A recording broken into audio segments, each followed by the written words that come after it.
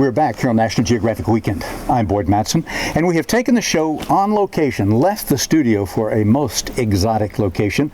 We're in Guatemala at the famous Mayan ruin of Tikal.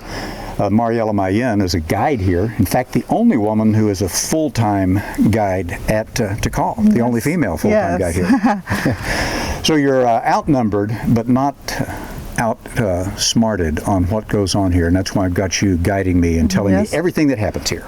First of all, how old is this place? This place, it was occupied for 1,500 years, from 600 BC to 900 AD approximately. So 600 BC to 900 AD. That's 1,500 years of civilization just in Tikal.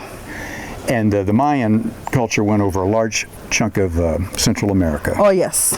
And here at Tikal, you had pyramids, temples, other buildings. How many structures and how large is this area? Okay, the National Park of Tikal covers 576 square kilometers of protected land. Structures, we have over 4,000 structures. We can know the amount of structures we have because of a satellite picture from the NASA. All right, so you got more than 4,000 structures, yes. And Mariela tried to get me to climb about 3,250 of them.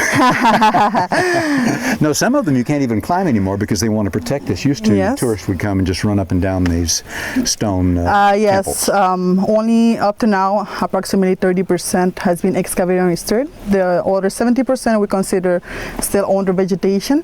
It's a better way to conserve the structures, and also it's a way, the ones that have been excavated and restored, we don't allow you to climb on the original steps. We have wood steps, most of them, to prevent accidents and to preserve the structures. Yeah, because let me tell you folks, when you get on top of one of these pyramids and you're looking straight down the stone steps, now the Mayans, we know, they weren't very tall for the most part. For the most part. They were, but the steps up the temples and up the pyramids are big. Yes, because the temples were constructed in honor to kings or queens, which were high people. They were very high because they had better nutrition, better diet, so they were higher than the low-class people. So the kings and priests, being at a higher socio-economic class, got more food and were also higher physically. They were taller. Yes, because they were not killing themselves working as the low-class people, which were the workers. So the kings really ruled over everyone. They were taller than they were, and the steps were bigger for them and accommodated them. Because they were the ones that were climbing. What took place at the temples? Do we know what the purpose of this whole 4,000 structure complex was? They will be more religious and astrological reasons. Religious and astrological? Yes, temples will be religious reasons. Why? Because they are tall and only the king was able to go to the top. So it was, the higher they are, the closer they believe they are to the gods. And also for meetings, they have the crowd down and the ruler will be on the top giving a speech. It's easier for people to hear him if he's on the top. And pyramids, they were for astrological reasons. That's why they are flat from the top. You have a 360 degrees view. You can see the alignments of the sun, moon, and stars. And the Mayans, they developed a calendar. They had one of the early calendars, and their astrology was way advanced given what the state of the world at that time was, and the lack of, there weren't books, and there certainly wasn't Google, internet. They couldn't look stuff up. And yet they were able to construct some of these pyramids where the sun came through on the top on the solstice, the winter solstice and the summer solstice, and hit a specific point on the ground. Yes. Architecturally amazing. Yes, they have really good alignments of the sun for solstice and equinoxes.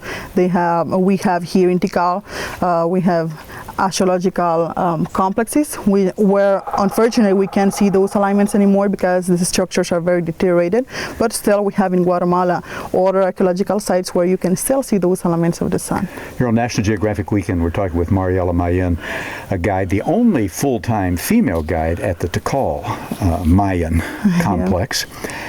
It was just a complex civilization that I don't think gets full credit for how advanced they were. Did they have an alphabet? They use glyphs.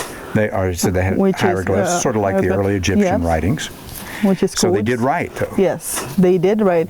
No, the ones that studied the glyphs are the epigraphists. Epigraphists are the ones that come, read them, the glyphs on the stelas, and they translate us the information. They had a written language. Yes. done with hieroglyphs. They had astrology, and they had these religious ceremonies, and they had a calendar. Very advanced, early North American, Central Americans. Yes, because there's so much things that we do now that Mayans did back then. That's why many people would say, oh, Mayans were so similar to us. No, we are similar to Mayans. They were before us. Well, Mariela, if you come, by the way, if any of you want to come to Guatemala, ask for Mariela Mayen, the guide here at Tikal.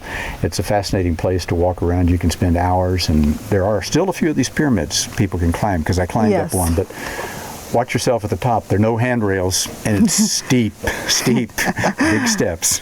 Yes, but it's worth it. It's worth it. Thank you. You're welcome. Thank you for visiting.